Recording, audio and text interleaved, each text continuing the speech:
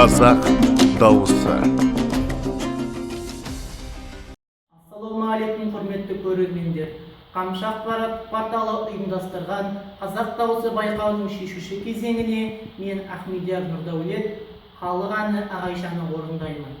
Егер де менің әнім ұнап жатса, дауыс беріп, видео астына пікір қалдырыңыздар.